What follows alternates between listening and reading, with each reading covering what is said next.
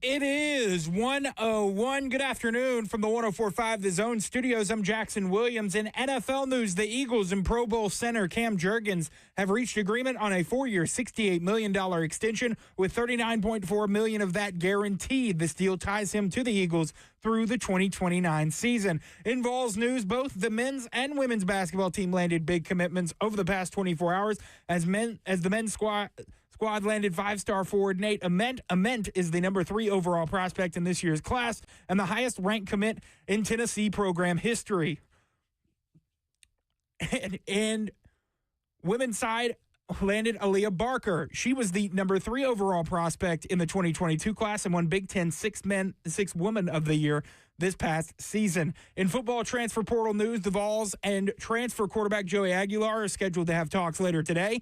ESPN's Chris Lowe reports Aguilar transferred to UCLA from Appalachian State during the winter portal window, but entered the transfer portal today after former Tennessee quarterback Nico Iamaleava committed to the Bruins last night. For our foundation repair and waterproofing needs, you need to visit USSTN.com. Breaking news at once on your home for the Titans and Vols. This is 104.5 The Zone.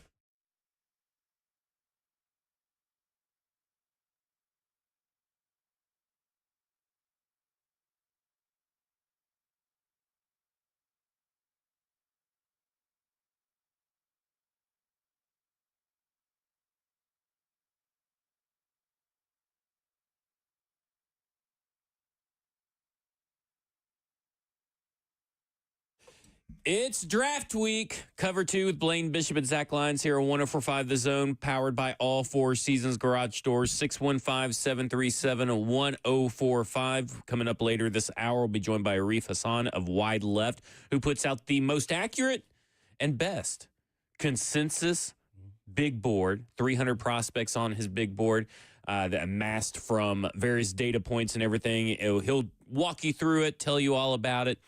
We had him on earlier in the year when he covers the NFL, but also specifically the Minnesota Vikings.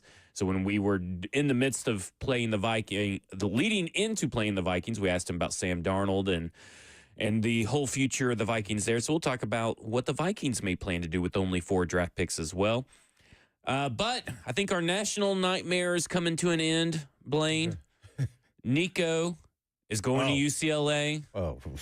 And thus forcing Aguilar, the quarterback transfer that transferred in from App State earlier in the year, to hit the transfer portal, and maybe Aguilar will just end up in Tennessee. Yeah, that's what everybody speculated. I don't know much about him. I'm sure Jackson does his involvement there with the Tennessee. Like, give us a breakdown of what they would get if they would even go in that direction, or should they not? Is he a pro-style guy? What is kind of give us a backdrop? I mean, Appalachian State always has some really good players, but I don't ever remember them having any pro quarterback prospects. I can't think of one. Maybe one might have been, because they've had some really good teams. So he transferred to UCLA in the winter portal window from App State.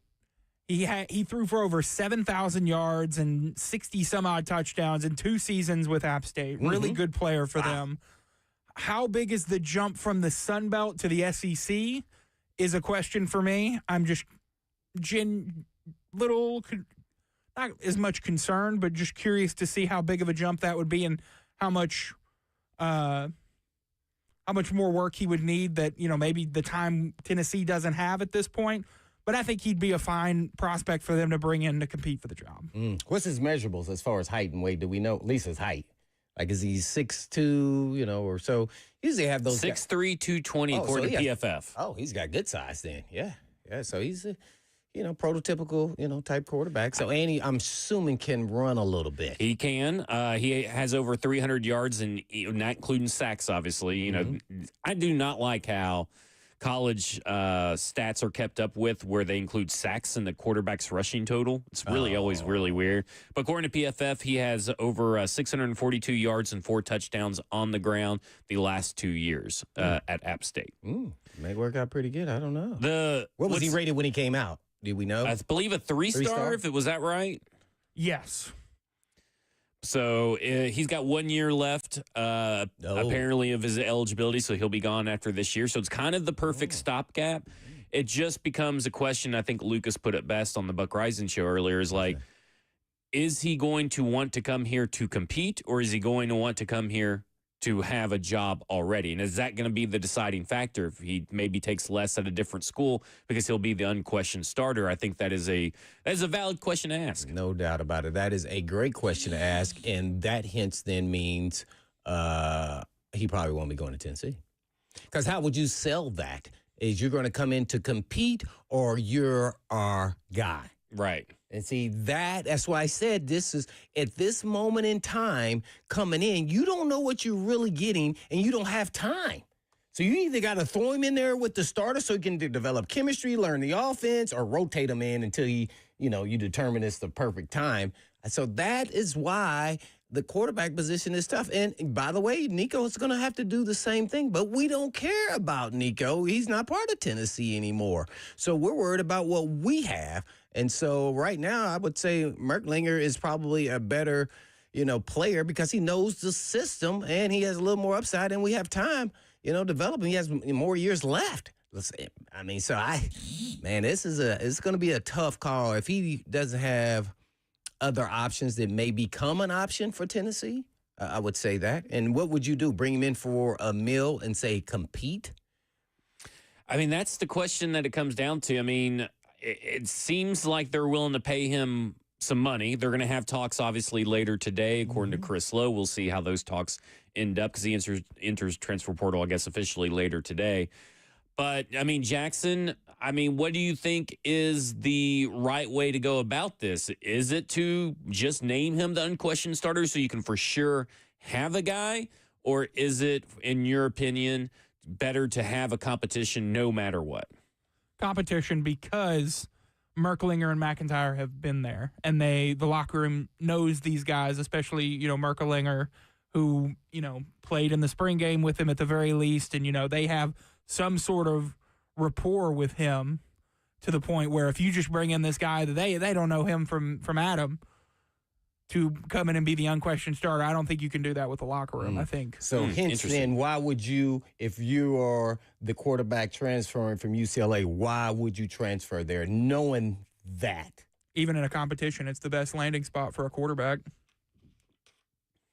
Right now? With an available quarterback opening? Because he has no other options to actually not even as big compete. as Tennessee. What other big programs are looking for a quarterback? I really can't think of any off the top of my head. It's really...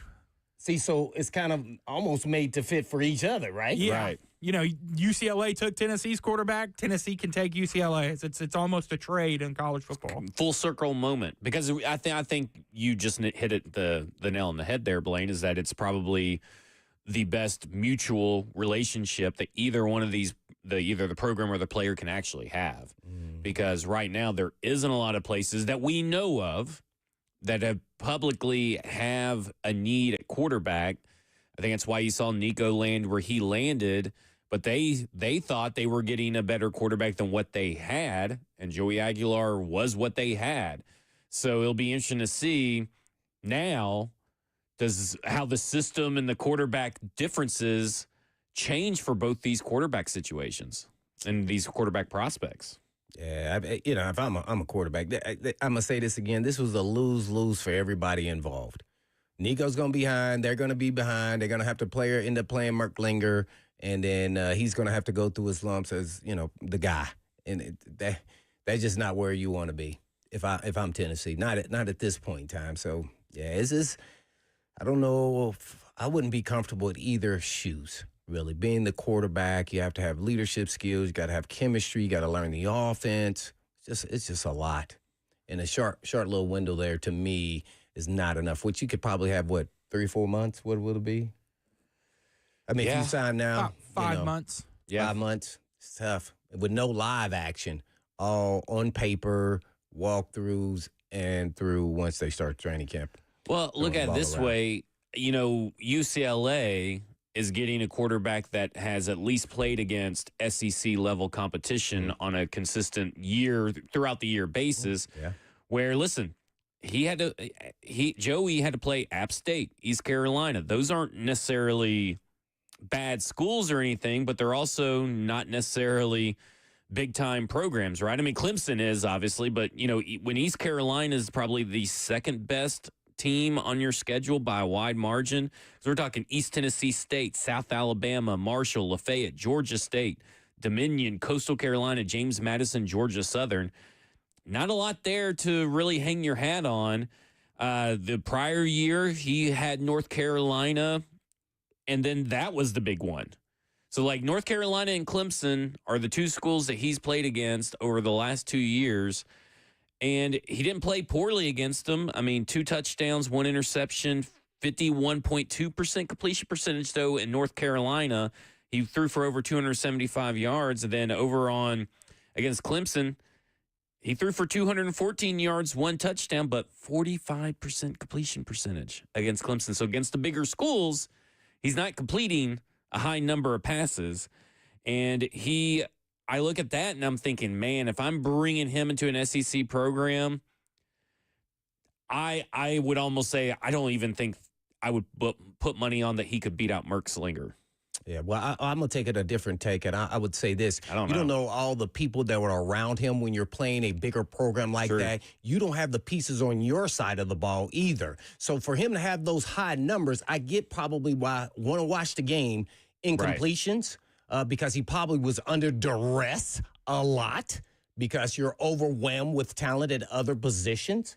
So I would be really interested in watching that game and look at why he didn't have. You can't just look at the numbers. If he looks like he was going through his progression reads and then was getting assaulted by Clemson and North Carolina by undersized offensive linemen that couldn't hold their blocks but a second, I think I would view it a little bit differently. So I don't know, haven't watched him at all. Yeah. I'm just giving you an That's oversight true. view. So Yeah. I really don't. I'd a love good to point. watch him and see because those numbers seem to be high, as let alone the completion percentages are very low to what you're saying there. So I want to look through all of that. He may have some upside to him that we don't know with the right pieces around him. You just don't know. He was under pressure in 2024, according to ProFootballFocus.com. I'm talking about just those games. Yeah, well, I can't Yeah, pull yeah, up I those know you games can't right pull that now. in, yeah. I will be able to. I just Because that's the game. can't That get that doesn't screen matter quick in enough. those other games where there's Yeah, but equal talent. but what I'm saying is, I bet if I had to venture, I bet these 146 of his 432 dropbacks that were under pressure, I bet a lot of them came in that Clemson game. Oh, right. Okay, got you. No, That's doubt, no what doubt. I'm Yeah. assuming. What you got, Jackson? And another thing is Clemson has a lot of talented corners. What are we Corners, thinking? safeties. How much separation are these receivers where he's having to maybe force a ball that isn't really there? Yeah. Well, Clemson won 66-20 in that game. So just real quick, so I got it pulled up now. He was under pressure 24% of the time, but blitzed 61% of his dropbacks. And he actually was 2 of 9 for 20 yards, 0 touchdowns, 0 interceptions when under pressure. So he was 16 of 31, 194 yards and a touchdown when he was kept clean. So not under pressure. So, but again, like you said, and Clemson has a lot of corners. It's something that I talked about with a couple of the wide receivers that I finished up work on this weekend, is that, Clemson has NFL talent all throughout that defense. So it'll be interesting to see what the adjustment is like if he signs with the University of Tennessee. It'll be interesting to keep an eye on that. When we come back, we'll talk about the draft, NFL draft coming up, consensus draft board, the players, who's higher on the consensus, who's lower, who's got the greatest variance. This is Cover 2 with Blaine Bishop and Zach Lyons here on 104.5 The Zone.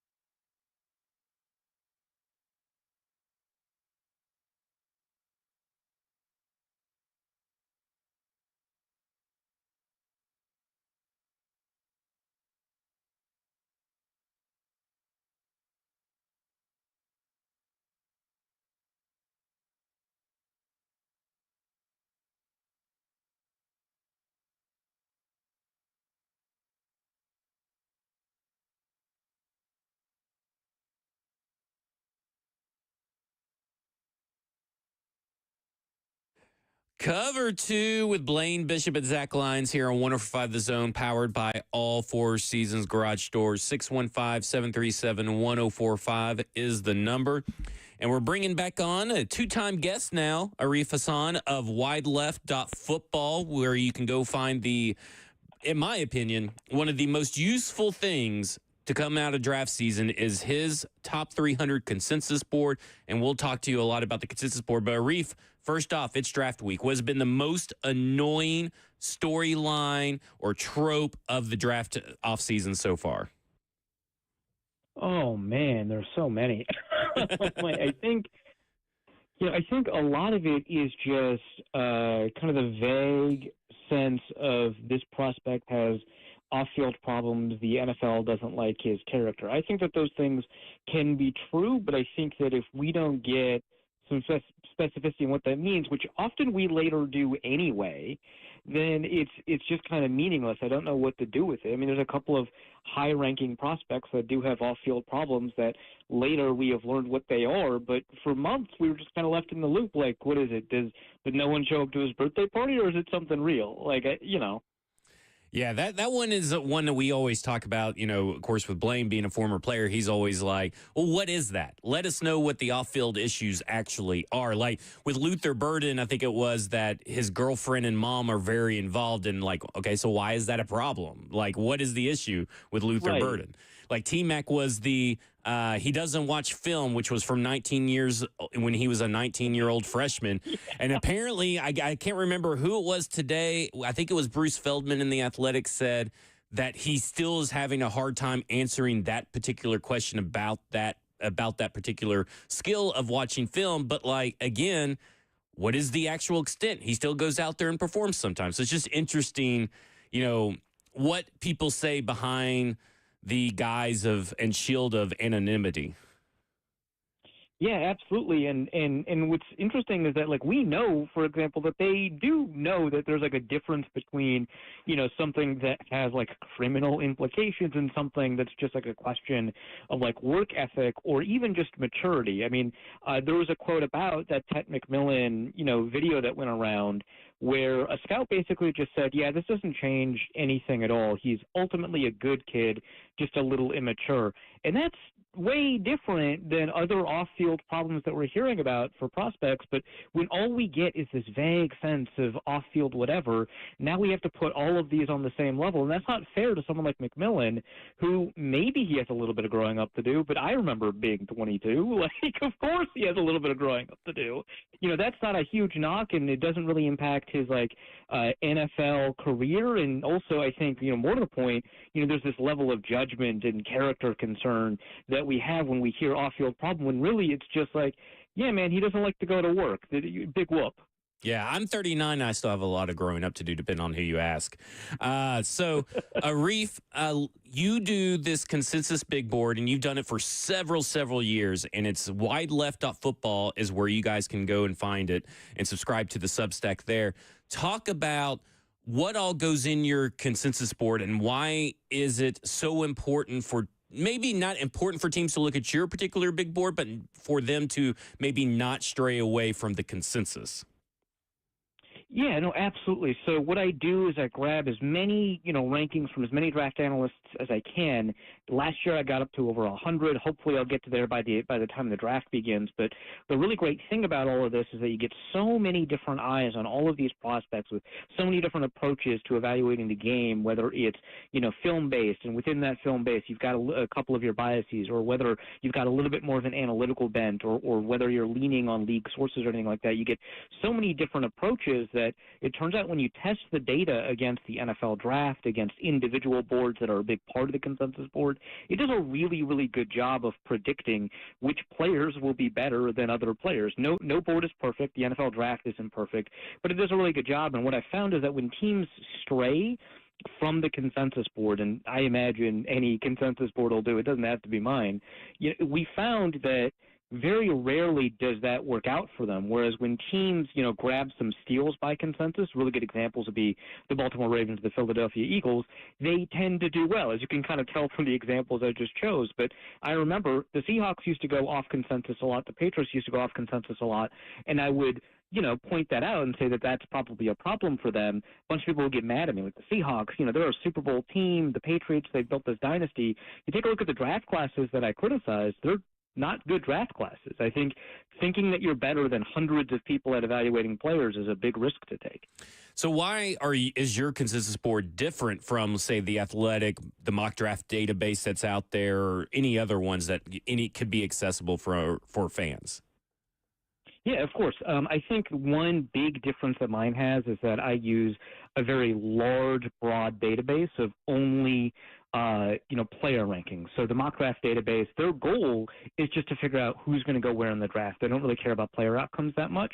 And so they'll incorporate mock drafts into their consensus board rankings, which I don't do, and I think changes the approach. The Athletic uses 10 to 30 by the time the draft starts, and I used to work at the Athletic, so I'm pretty familiar with the process there. And around 10 to 15 is primarily where they're at. They may get up to 30, and that's just not as large as getting up to 100, and then they don't do additional work to try and drop out some of these outliers. So you might get somebody who has, Isaiah Bond ranked in the 40s and the 40s and the 40s, and then at 120, right, because they might be concerned about some of the stuff that they've heard about him, right? And that's an outlier. And, I don't want to knock anybody who individually has a rank that's out there. We all have to make some choices.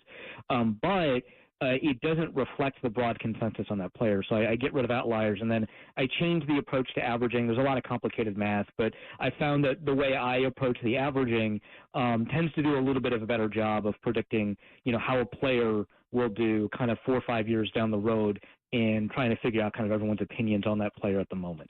We're on with Arif Hassan. WideLeft.football is his Substack where you can go and check out his consensus board, one of the best tools for any draft nerd out there. Obviously, Arif, that the Titans are going to – they have a lot of holes to fill naturally.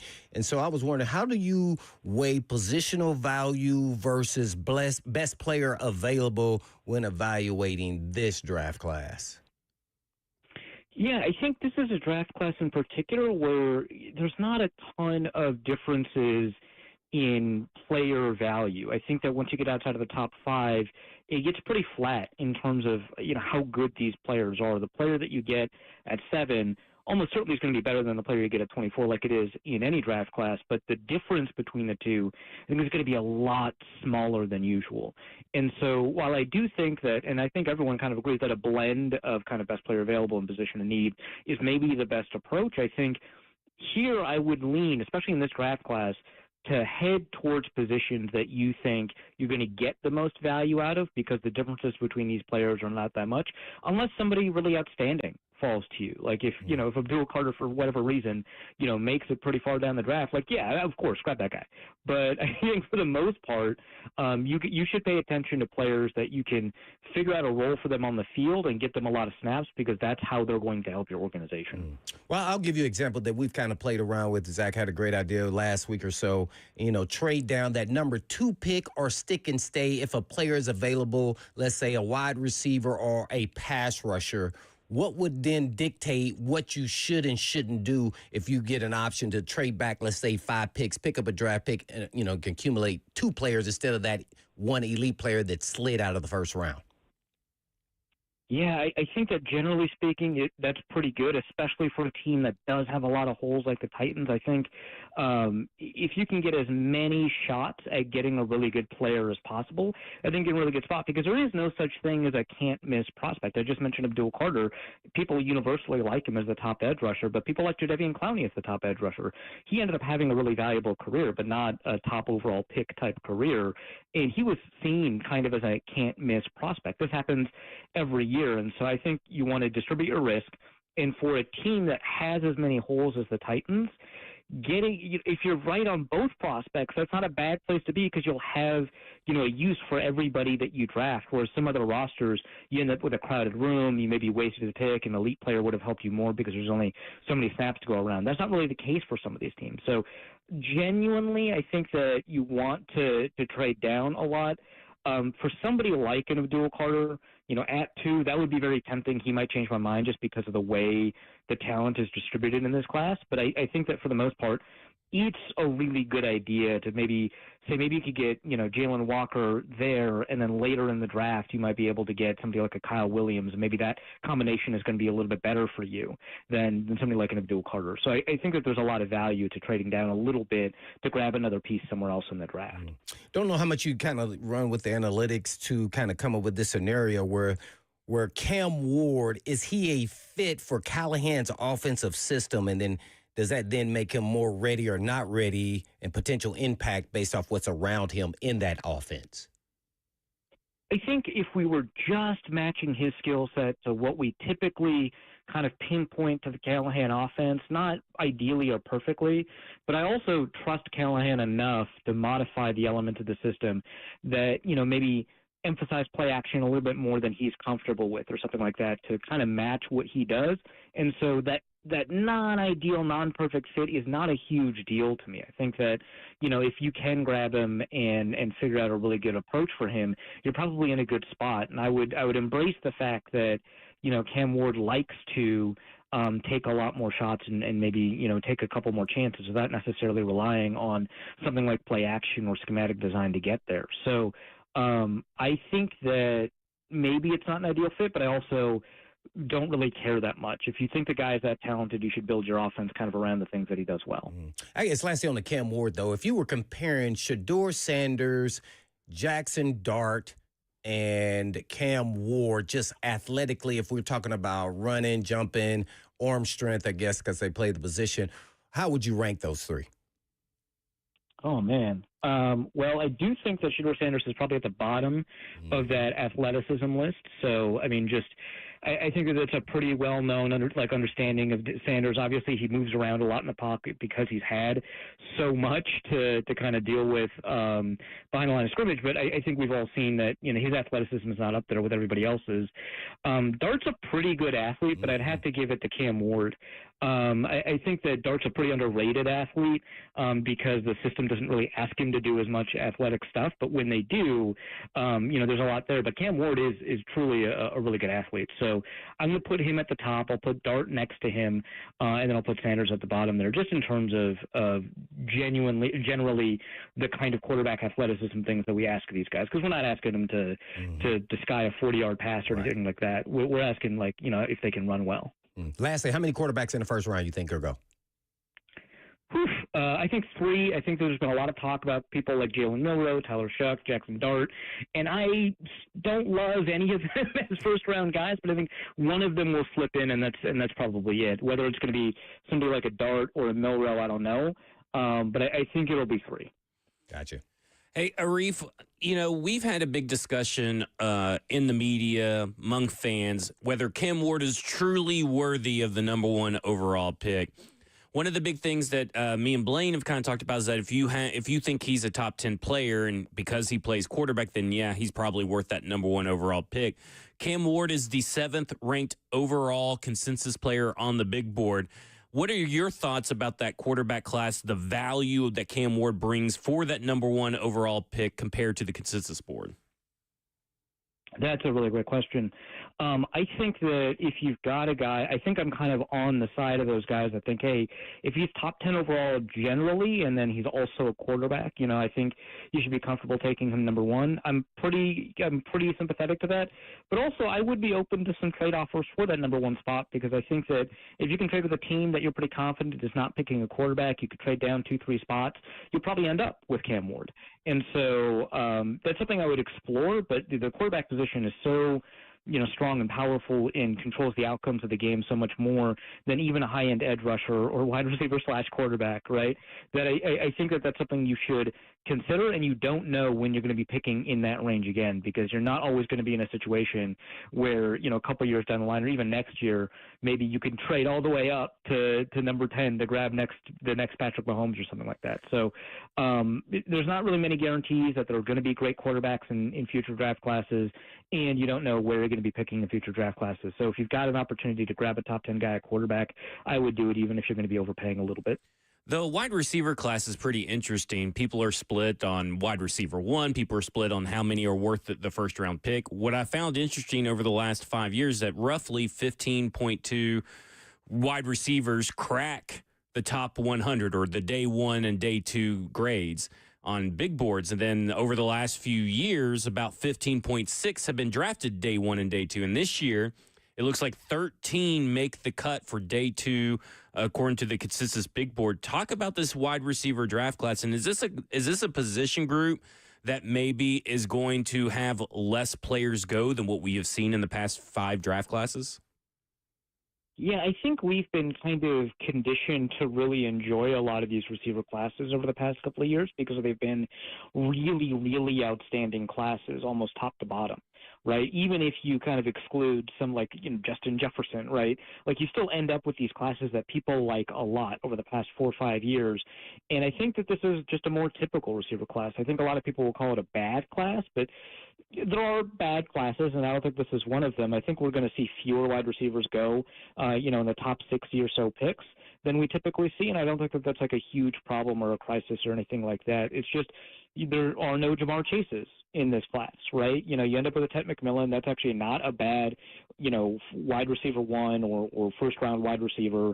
But then you've got guys with I think a couple more questions than you typically see. Somebody like a Luther Burden, who we're all projecting to kind of have a different NFL usage than the usage he had at Mizzou, or Emeka Egbuka, who has been a outstanding, but constant wide receiver too at Ohio State. Is he going to be able to kind of pick up the burden of being the leader in it? I don't know. But, these are all good players. They're just not as good as the players that we're kind of used to seeing over the past couple of years, and that's okay.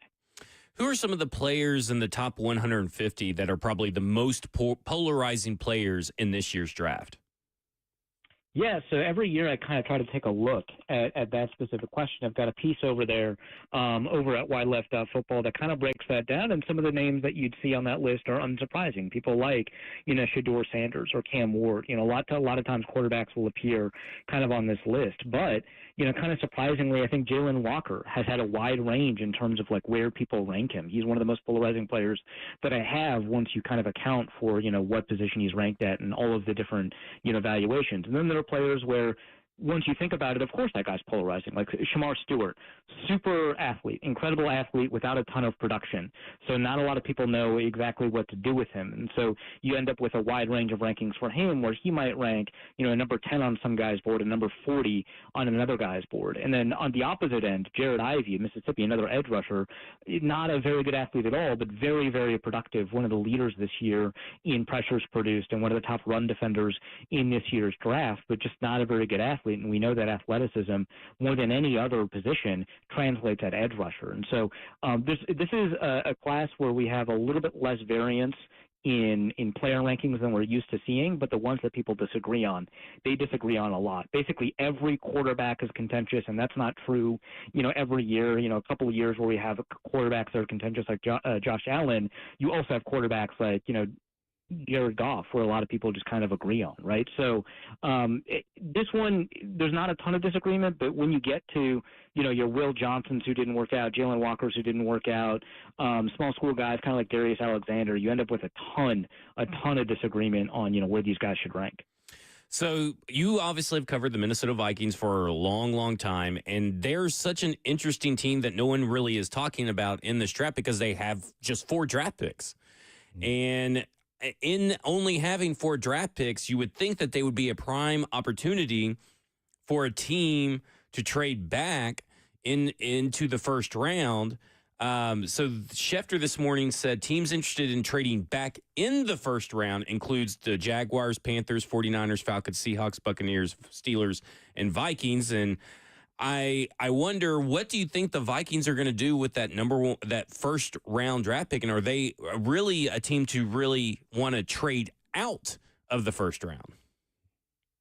Yeah, if you ever want an exercise in boredom, just pick the Vikings on a mock draft simulator and see what you can do without trading. It's a really frustrating exercise, and I think that kind of reflects, maybe the Vikings approach here. I think that you're right that they're a really good candidate to trade back, but as you mentioned, there's 8 teams that want to trade back. You got to have a market, and it's going to be difficult to get good value trading back in a class that I mentioned where there's just not a ton of player separation in terms of their quality after the top 5. Again, the guy you'll get at 24 is going to be better probably than the guy you'll get at 40, but how much better? Is that worth another pick? And so I think that the Vikings, who are used to trading down under this regime and the previous regime, are probably going to want to trade down again, especially because they traded up so much last year.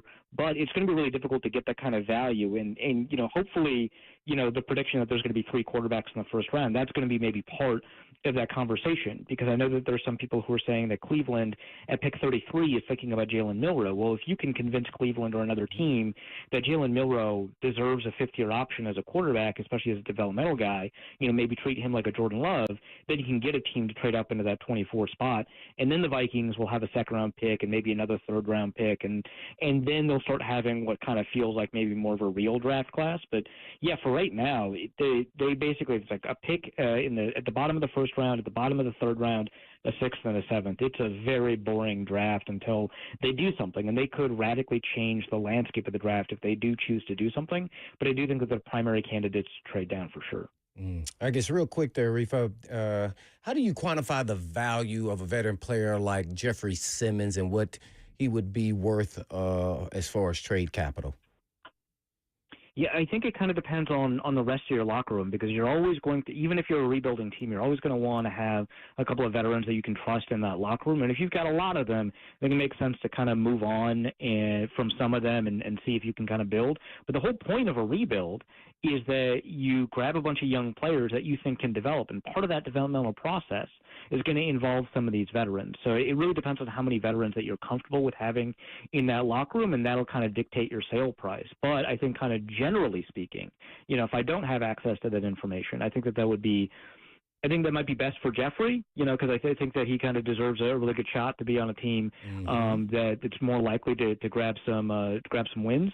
But also, I think it could be good for the Titans if you've got the rest of the locker room set up in a way that you trust to try and grab. He's a veteran, and he's not Chris Jones. He's just very good instead of great.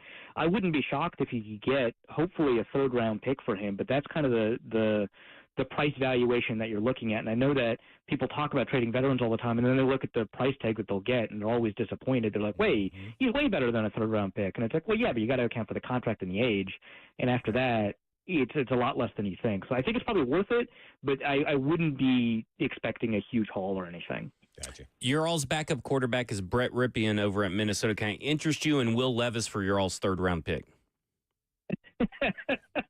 Vikings don't have a lot of picks to give away. That would be tough. I think if the Vikings wanted Will Levis, they would have been a little bit more aggressive about grabbing him. I don't know that they're enamored with him, but I personally think that as a backup quarterback, it's not like a terrible situation to be in. If they had more than 4 picks, I would be more interested in your deal. Well, we've been talking to Arif Hassan. You can go find his consensus big board that he puts out, 300 players, over at wideleft.football.com. Arif, we greatly appreciate it. Appreciate it, Arif. Thanks for having me. All right, thanks. When we come back, we'll talk about the 2 other teams that are being rumored to be in the Joey Aguilar sweepstakes. This is Cover 2 with Blaine Bishop and Zach Lyons here on 104.5 The Zone.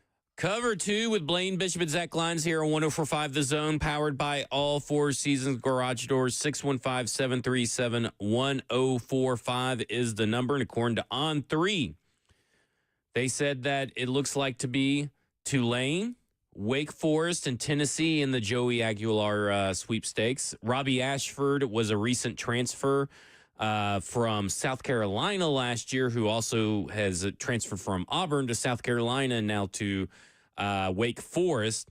And then Darian Mensah transferred out of Tulane last year. They're starting quarterback to Duke. So both these teams, I know that it was rumored that maybe Tulane was going to have a little bit of interest in Nico, but I guess out of the price range. What do you think about those three choices if you're Joey Aguilar? Ooh, well, I don't know. If you look, this is last year, man. I don't know.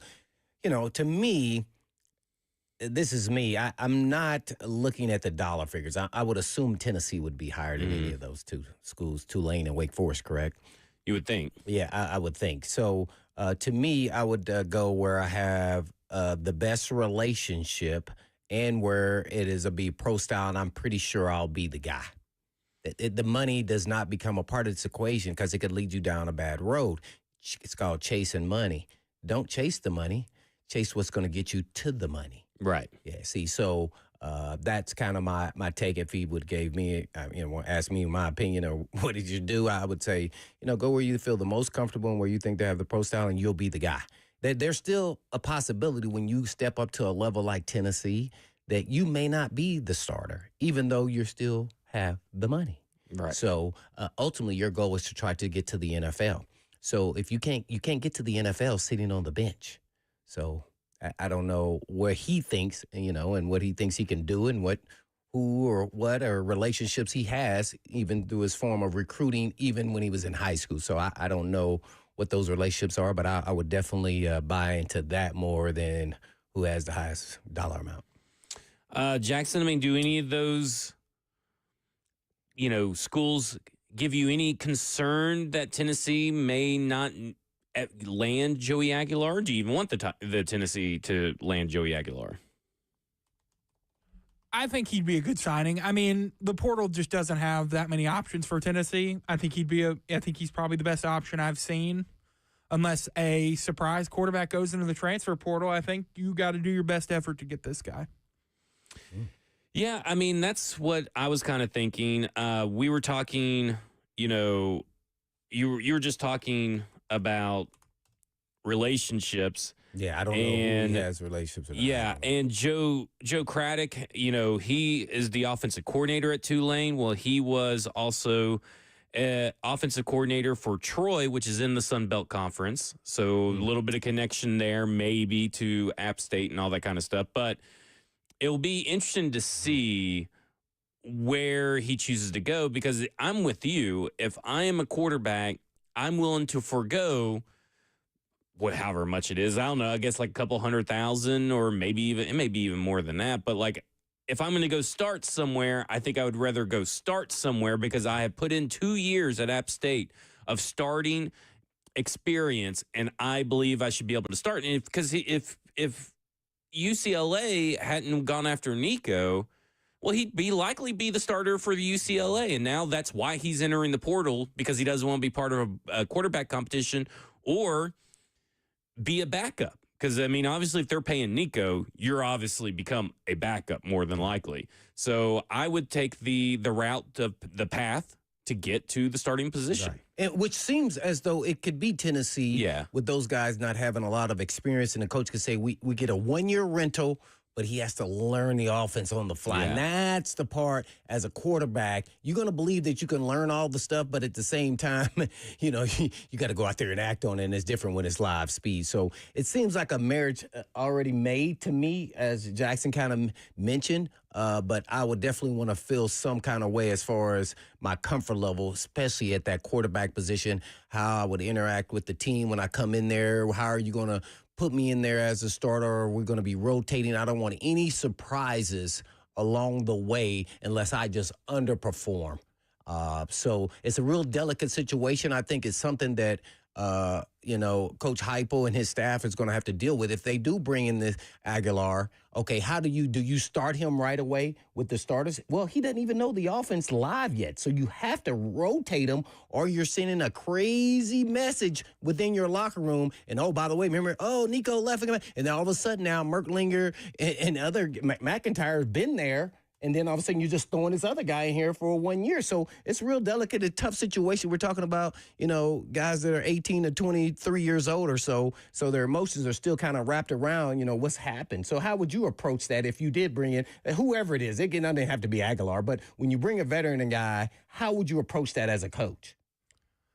I would start it as a rotation, but I would give Aguilar probably the majority of reps to start because he needs to help him learn the offense. And because he is the older guy, I would expect him to probably pick it up a little bit quicker than an 18 or 19-year-old to be able to run this offense in an efficient way. Now, wonder if he looks bad at certain times throughout learning that process. And you have Merklinger and other guys on the team be like, but they deserve their shot. Everyone's going to get a shot. I think ultimately if he underperforms in fall camp, I don't know if he'll be the starter. Yeah, but when you throw somebody in there rotating, there's already an implied message. Yeah, I can't guarantee a guy a starting position. Right. No, I meant how it's perceived by the locker room, by the current players at Tennessee. That's a good question. Maybe that's something we could ponder on, and Jackson can answer when we come back. This is Cover 2 with Blaine Bishop and Zach Lyons here on 104.5 The Zone.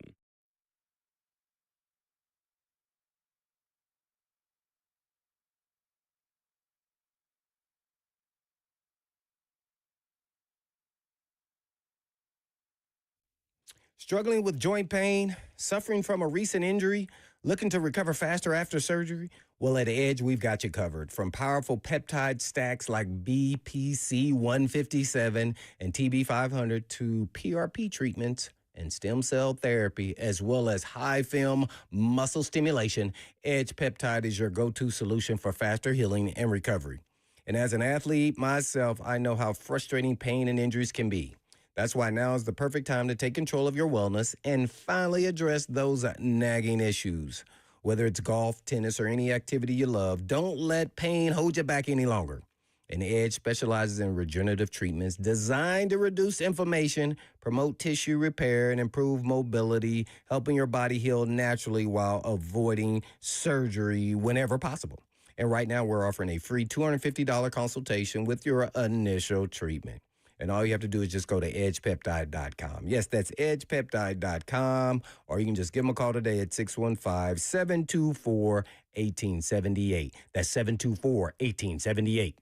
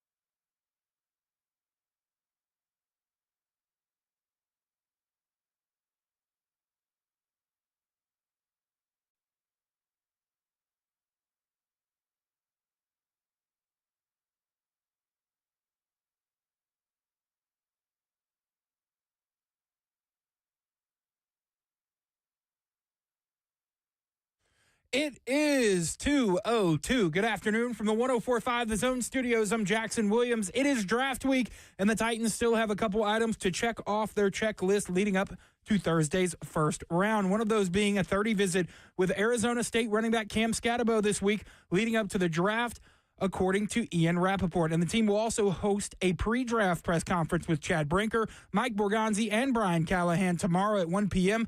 You can catch that right here on Cover 2 on The Zone. In NFL news, the Eagles and Pro Bowl center Cam Jurgens have reached agreement on a 4-year, $68 million extension, with $39.4 million of that guaranteed. This deal ties him to Philadelphia through the 2029 season. In football transfer portal news, the Vols and transfer quarterback Joey Aguilar are scheduled to have talks later today. According to ESPN's Chris Lowe, Aguilar transferred to UCLA from Appalachian State during the winter portal window, but entered the transfer portal today after former Tennessee quarterback Nico Iamaleava committed to the Bruins last night. For our foundation repair and waterproofing needs, you need to visit USSTN.com. Breaking news at once on your home for the Titans and Vols. This is 104.5 The Zone.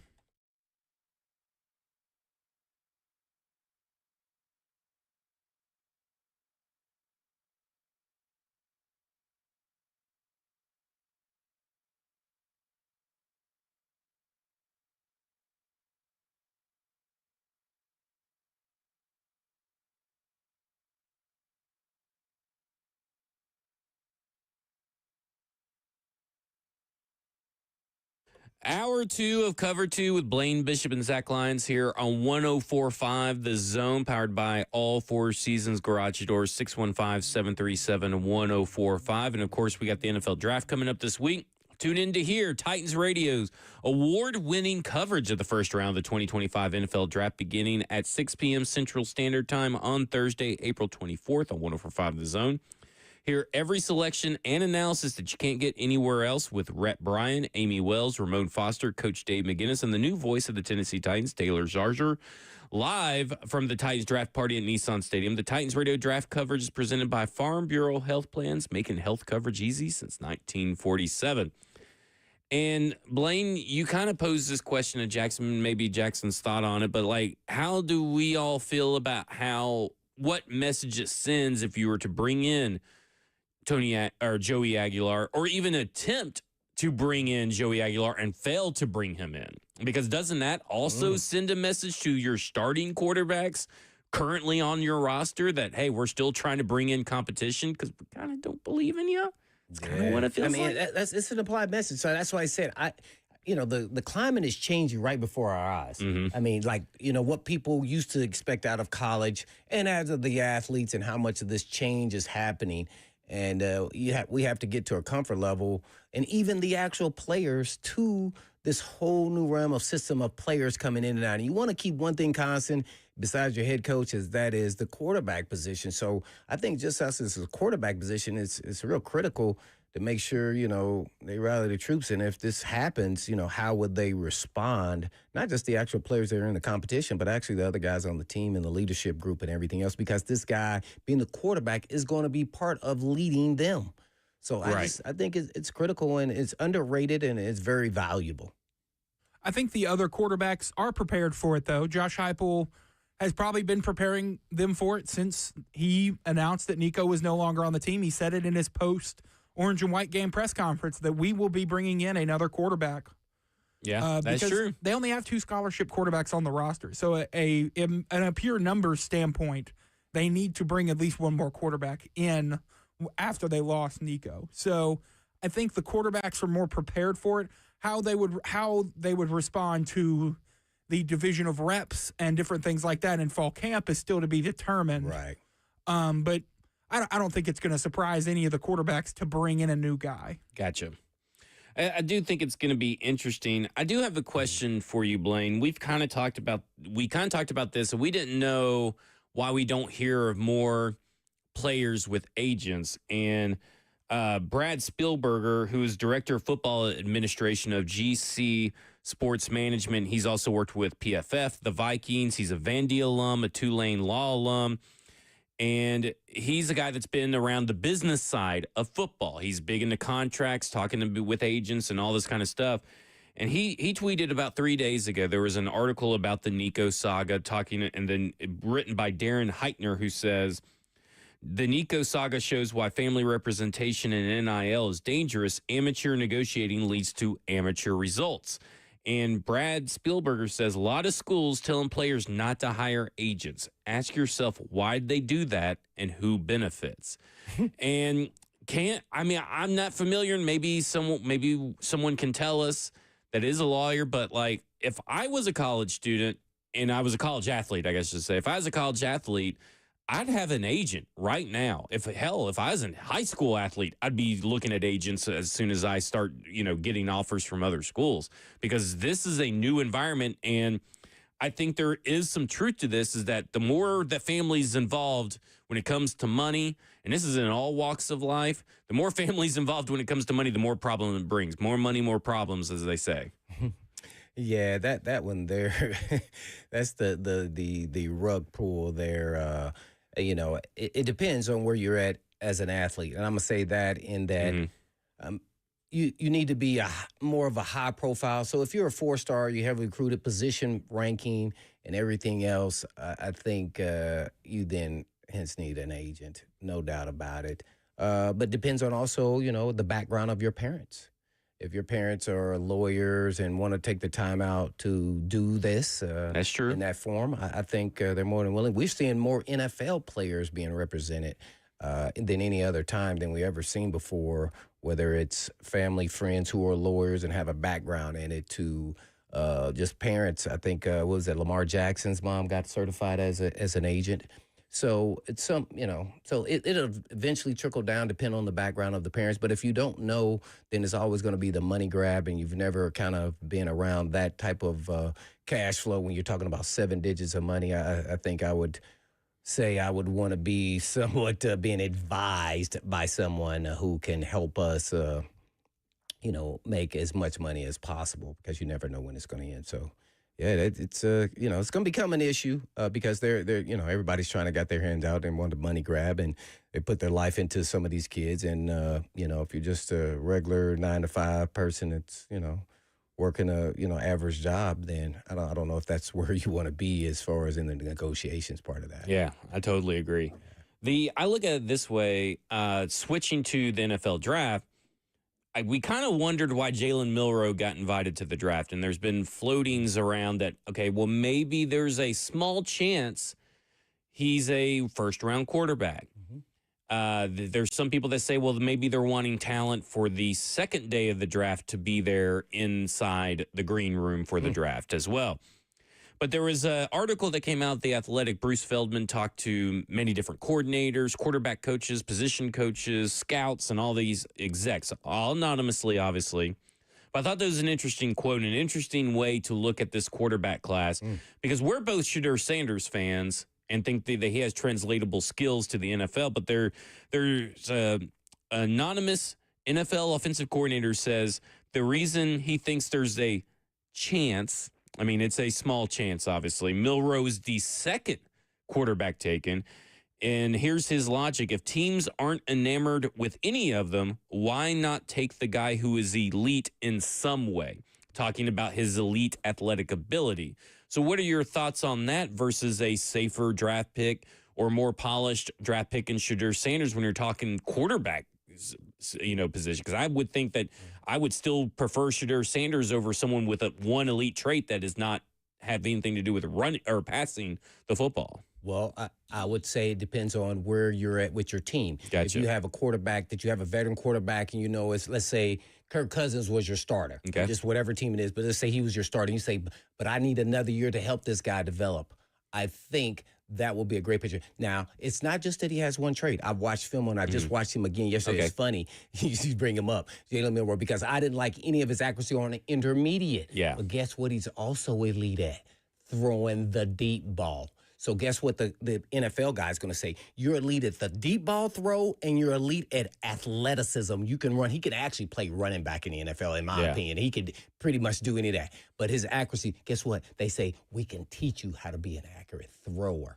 We can't teach you this athleticism. So I imagine him get invited, that the Pittsburgh Steelers are the team that wants him at 21. That would be such an interesting thing because what we hear when we had Nick Faraball on, when we were at the SEC men's tournament, we had the Steelers guy on talking about Dan Moore. We asked him about Justin Fields and Russell Wilson and Art Smith, and he says that the sense in Pittsburgh is that Art Smith loved Justin Fields. Right, the more athletic guy. And so this kind of matches who up. probably is the quarterback most like him, like Justin Fields in this draft class, is Jalen Milroe.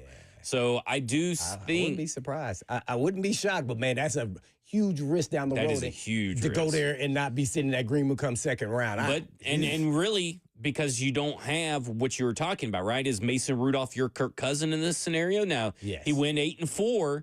When he did start for the Steelers, but I mean, they tried every which way to replace him. So are you going to be asking too much of Jalen Milroe at the right time? But you're also walking into a situation where if you're the head coach, you're cool as ice when it comes to whether you're going to get fired or not, and an offensive coordinator who will likely either stick around because Jalen Milroe didn't develop, or if he developed, he's getting probably another head coaching shot because everybody's going to look like, well, maybe things in Atlanta just didn't go his way. But hey, see what he did with Jalen Milroe? Why can't he do that with another quarterback? So I did find that interesting because I kind of look at it like Jalen Hurts. I don't think Jalen Hurts is anywhere near had any elite trait, except for maybe like that intangible leadership trait.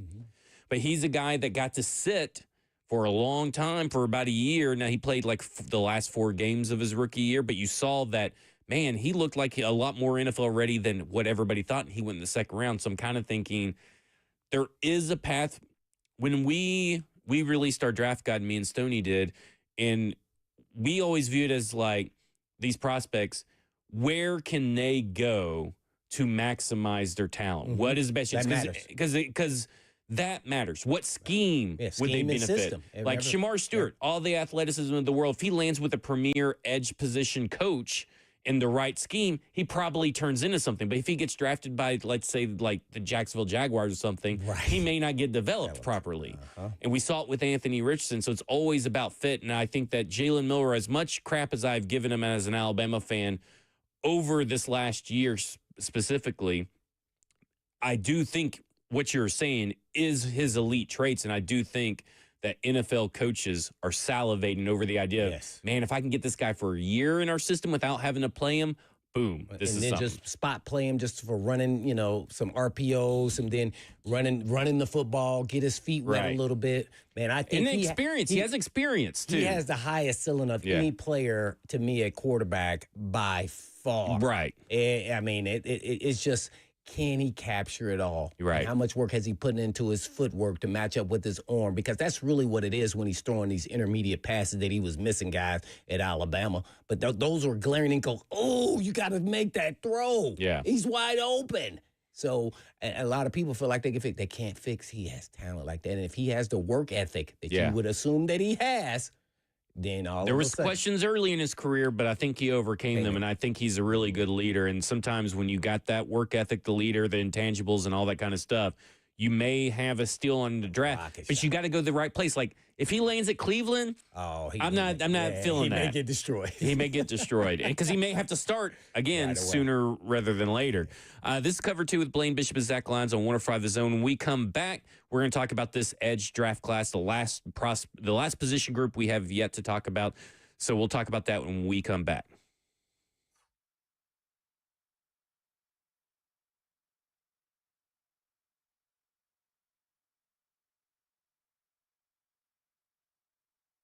Two Rivers Ford announces employee pricing for everyone. Every tradesman, every dad, every rising star. You pay what we pay. Two Rivers Ford. Locally owned. American made.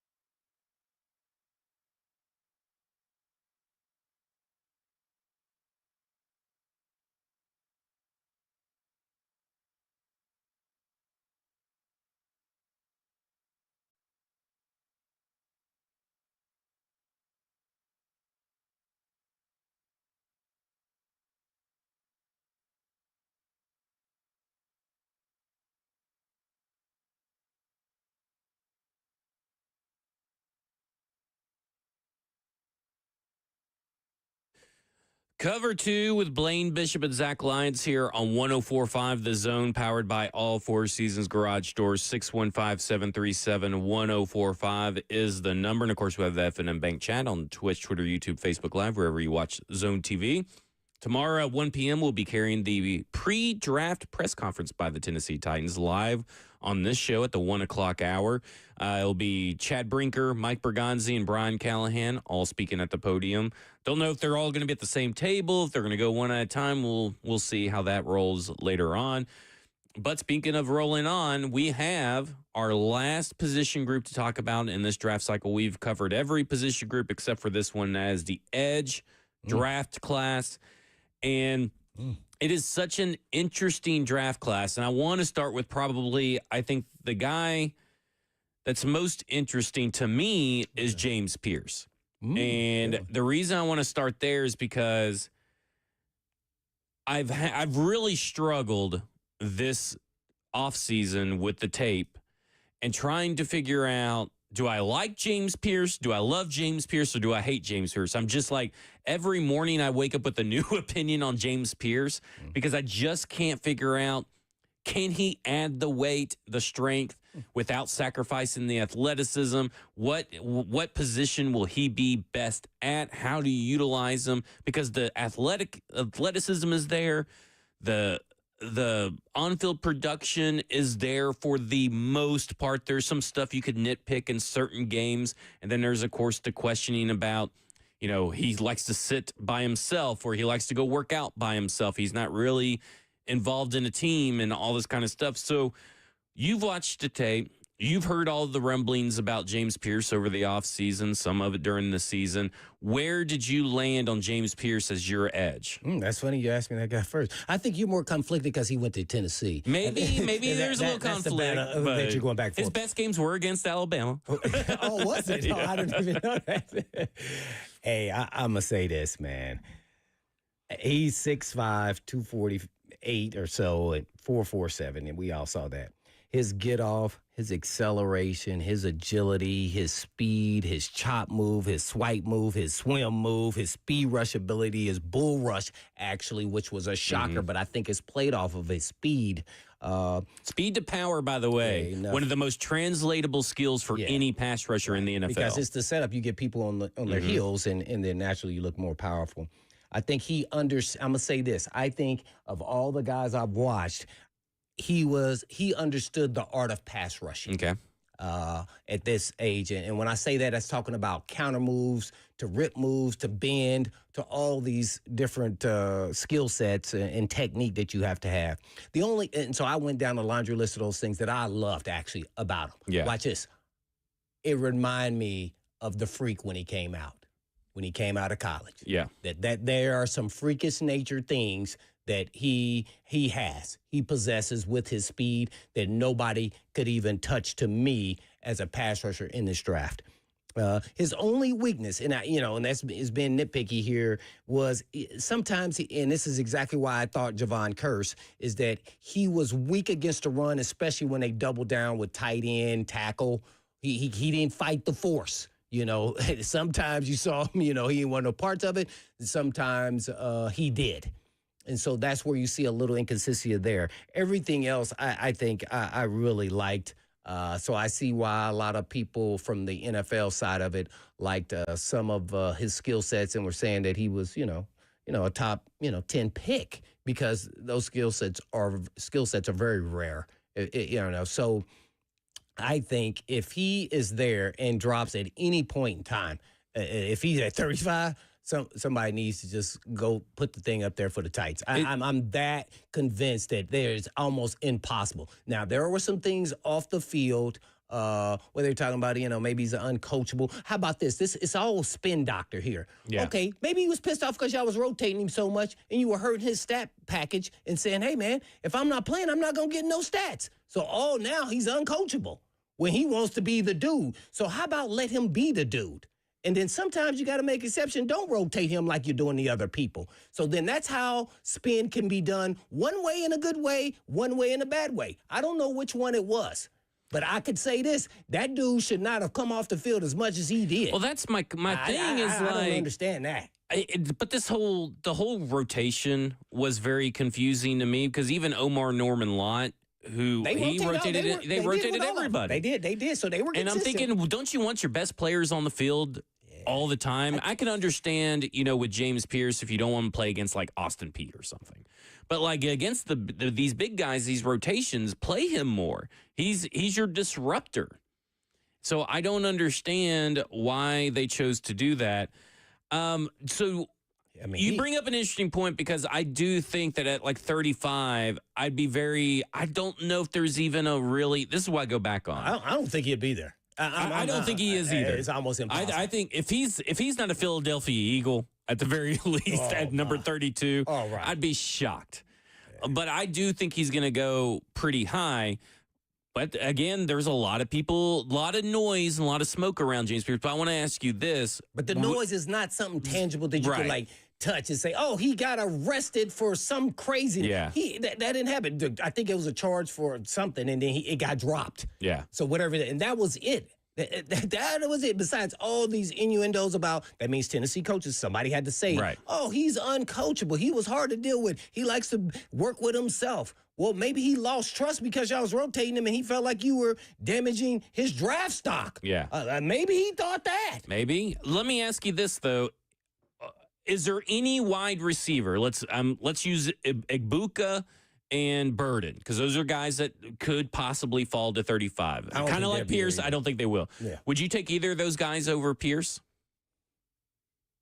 Man, after 35? Watching this tape, and it could be just because I watched him more so yesterday and today.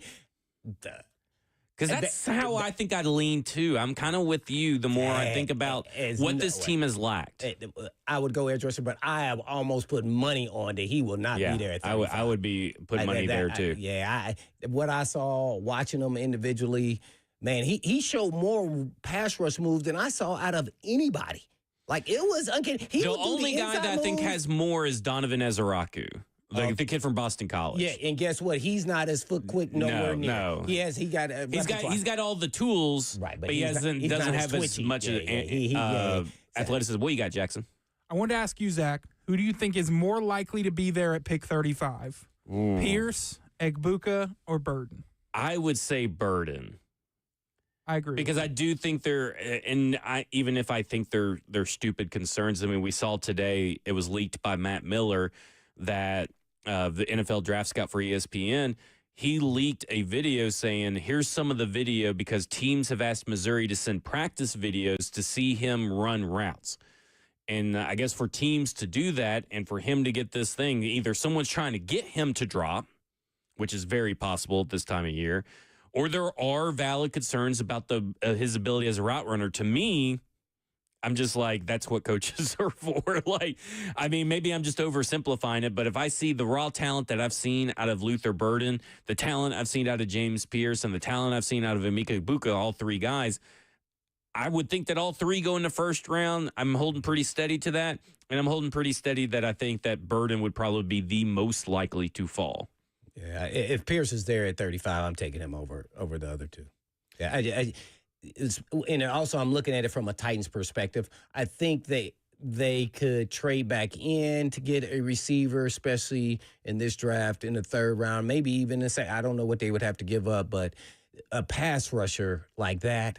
Yeah, and I know it sounds extreme. Let's not forget what I was there. Javon Curse was not what he was when he first got there. He couldn't even take on a double team at practice. He got better as preseason went on. Let's don't start when we had minicamp. There was almost a thought that he may not even start. That's how bad he looked versus the tackle in the run game. Yeah. So that's when I say that about him. That's not to say he's going to be Javon Curse. I'm just talking about how they look similar in where they are at coming out of college. So I just, man, there's some traits there that, it's very, you can see how I get all rattled up.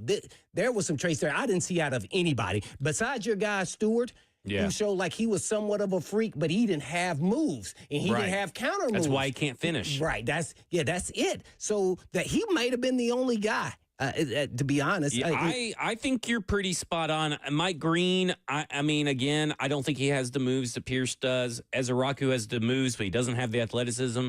And that's what I've talked about all offseason. If you got the athleticism and the production, you're more than likely going to succeed in the NFL. And I think people are overlooking James Pierce because here's 3 different coaches, two defensive line coach and a linebacker coach that talk about James Pierce in this recent article over at The Athletic by Bruce Feldman. He says, the kid is a first-round talent, said DL coach number 2, but the stuff you hear, by the way, hearsay, about his maturity scares me. We don't even talk about him, said defensive line coach number 1. How coachable is he? This is a team of a defensive line coach. Does he even talk about him?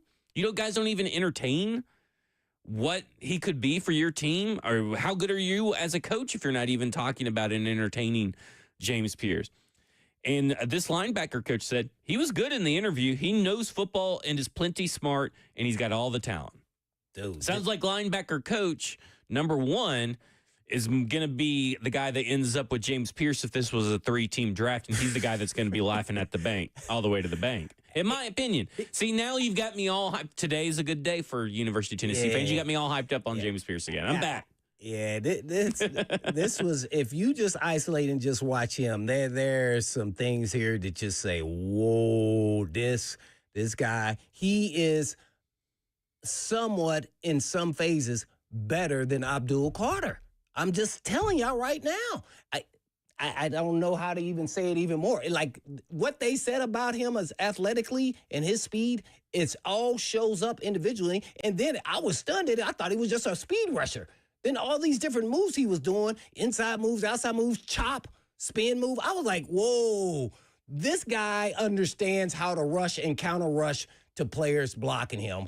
And to be honest, watching him live, I didn't even see all of this. I just saw when he made a play. Well, right? It's because you don't know when he's ever in the game, it feels like. And that's really weird to say. But we talked about that. I think Jackson and I was like, dang, why was he, he was saying they were double teaming him, which they were, but not to the level where he just didn't have a stat. Right. Like, I mean, he should have a stat.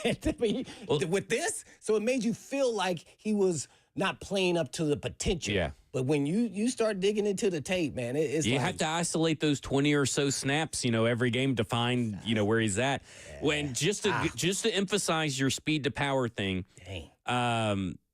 Will Anderson was known for speed to power, defensive rookie of the year. Jared Verse last year, known for speed to power, defensive rookie of the year, because that is one of the most easily translatable pass rush moves. And if you don't have speed to power, it may take you a while. James Pierce says that and other things. Yeah. I'm kind of getting to the point with you that I would look at it and I would go, I don't know Denard Wilson's coaching ability, but I know that when he gets out there and speaks in front of a press conference, or he has spoken to the press or in past articles, that's a dude that I feel like can motivate anybody. And I'm willing to take that chance to pair James Pierce with Denard Wilson in this type of situation, especially with the holes that they have. You have Draymond Jones here. Maybe he can help. Lorenzo Carter is here. Maybe they can all kind of, help him and teach him. But I'm looking at James Pierce and I'm thinking, this guy feels like he could be defensive player of the year caliber kind of player. If he fell to 35, I'd be very hard pressed to not take him. And don't all kids have attitude problems? I know Jackson does. Well, I know they're talking about maturity issues. And so I think they're saying this about a lot of group of players, and there's different levels to this. And so I think everybody's putting them in the same bucket. When I hear his stuff, I go, that's not giving me any weight. Now, if you've been arrested multiple times for, let's say, assault and all this, then that's a whole nother issue. But then now we're just talking about some hearsay and he's not coachable. Well, remember, I talk about this all the time. You must speak to the individual's language. Right. That's the good coaches breaking do that. Down to their level. To who he is. And then bring him to a side if you don't, and then work with him one-on-one in the conversation. It's up to you as a coach to figure out. And guess what? I would say I would try to figure it out because he's got something I can't teach. And that's just this whole whirlwind of athleticism that is just off the charts here. And so I think it's well worth the risk here. And he has a motor. Didn't nothing make me say that he's a bad dude. at all. Just Now, there's some other red flags of some guys here that I didn't know who I like, and I'm gonna say these red flags stood up. I like Landon Jackson. I remember I talked. He was one of the players to Arkansas that stood out. He was one of the 5 players on their team that you say, if UT don't control these guys, they're gonna be in trouble. Well, I don't like him now. Reason why I don't like him: 2 red flags, and they're called 2 ACL surgeries. He tore them. Within a 3-year window, he had 2 ACL tears. No. That scares me. Yeah. And I did not know that until I'm watching, and then I'm go digging, and then I'm go, 2 ACL? Oh, that's tough. Yeah. And at his size, too, because he's a big freak of nature. Yeah, he's a 6'6". I got him at 265. And I like. He looks this guy. every bit of it too in person because he's at the Senior Bowl. But man, that would make me hesitate. So I would have to lean into our training staff on what's going on here with his knees here, man. Because guess what? I don't want you just to check that knee. I want you to check the other knee. Because guess what? That other knee is carrying the weight for this weak knee over here. Yeah. See, so that's what's concerning, because I understand how compounding your body and your body just overcompensates for an injury, and that I would be a little concerned. As much as he was a really good player, man. Dang, I don't mean to keep going back to James Pierce, but just real quick, he was on the consensus big board that Arif Hassan does, because we're talking about whether he'll be there or not. 24th overall. It's 24th overall player.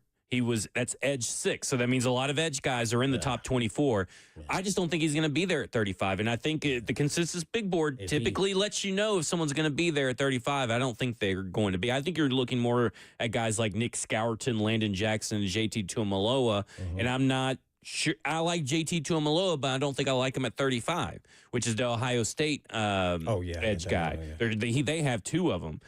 So I'm with you. Yeah. If James Pierce were to fall, and he's 24 on the consensus board, and you get him at 35, that is good value and a good indicator that he's going to be successful for you. Run to there and get that thing called immediately. Don't even think about it.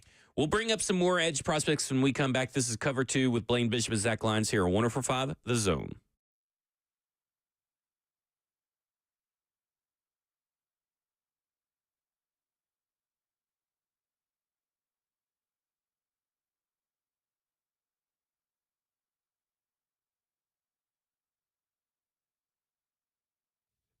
For many of you who have lived here a long time, you already know Eurofix has been in Middle Tennessee area for your European car repair needs now for 26 years. We've all gotten to watch them grow. And I don't know about you, but I love watching a hometown business take off. Well, we're now proud to announce the 5th location in Mount Juliet for Eurofix on Mount Juliet Road, right across the street from Dairy Queen. And Eurofix can serve you in Franklin, Hundred Oaks, Murfreesboro, Belmead, and now Mount Juliet. So pretty cool getting to watch a small-town mechanic starting in the barn of his backyard of a single-wide trailer and now grow to 5 locations, repairing thousands of cars each month. And at Eurofix, you get a 3-year nationwide warranty and a free loaner car with every repair appointment. And all you have to do is just give them a call at 844-EUROFIX. That's right, 844-EUROFIX, or you can visit them online at myEurofix.com. That's myEurofix.com. But always tell them Blaze, Jeff.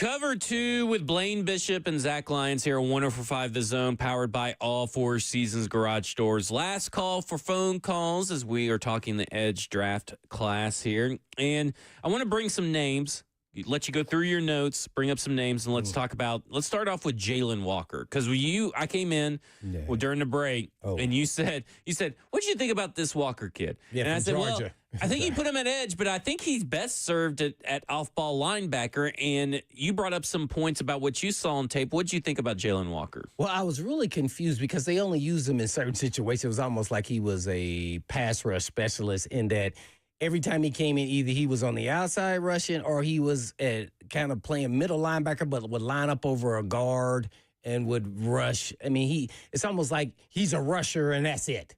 Right. And just cause havoc because guy knows how to get after the quarterback. That's how I view him. So I didn't know what position he really was. Like his size tells you he's 6'1", 243 or 4 or 5 or, that's middle linebacker-ish.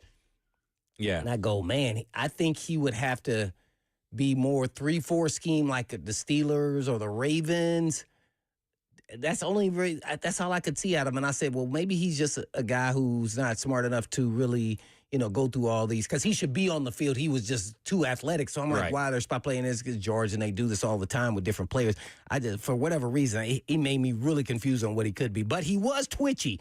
So I'm going to compare him to this guy, Hassan Riddick. Oh, that's good. I'd give him that. And that's kind of where he's at. To me, it's like Hassan Reddick at edge, Patrick Queen at linebacker is kind of the vibes I kind of got from it. Yeah. It's just, you can always use a player like that. Yes. But why, and that's what we don't know because throughout the process, because we don't get to interview him, is like, why was he used that way? Is it just because of his talent? Yeah. Or is it because of what you said? Maybe he can't do one or the other in certain situations because he has a diagnosing problem or something like that. And that's where you get to talk to him, maybe the coaches of your scouting department, all those things that we don't have that information. So he was a little confusing there, but that's kind of the comp I would give him. I like Donovan Ezeraku, the kid from Boston College, and we were talking about him as he has probably the most diverse tool set of pass rush moves. I think he's got the most diverse set of moves. But I struggle with, is that enough to where he could be a perennial double-digit sack guy? Because that's really what you need nowadays if you're the Tennessee Titans, because you don't even have a deep enough rotation to have 5'9", 5'9" sack guys. You got to start creating pass rush.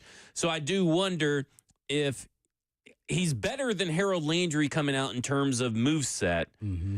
But is he just going to have like a Harold Landry-esque career where maybe you get 1 or 2 seasons where there's a double-digit sack season? That's my fear with Ezeraku.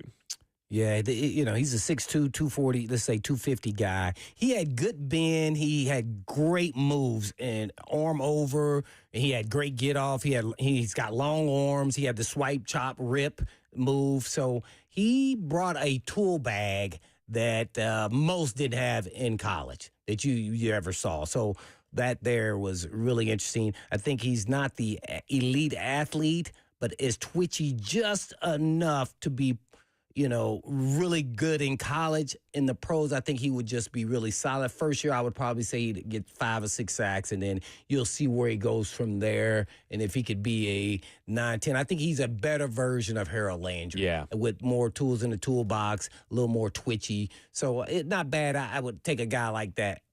I wouldn't take him like at 35 overburdening him. He's not elite like Pierce or something. But if he's there like in the 3rd round, which they don't have a 3rd round, I would definitely snatch him up.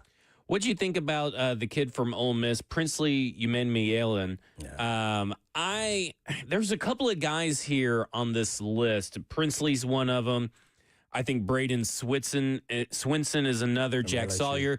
I feel like those 3 guys in particular, have a cap ceiling. But it feels like Princely is so much more refined and polished than most of his peers in this draft class that he's obviously well coached and well coached up. And I don't know how much further he has to go.